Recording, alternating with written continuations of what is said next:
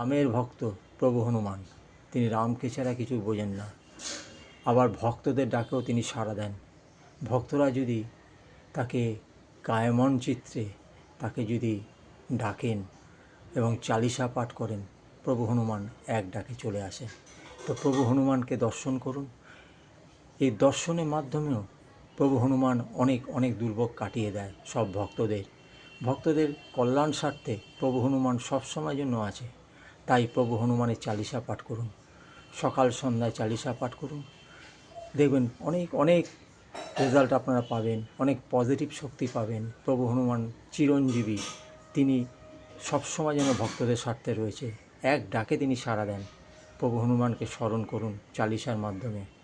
আর এই ভিডিওটা অবহেলা করবেন না, ভক্তদের মাঝে, বন্ধুদের মাঝে, আত্মীয় স্বজনের মাঝে শেয়ার করে দিন।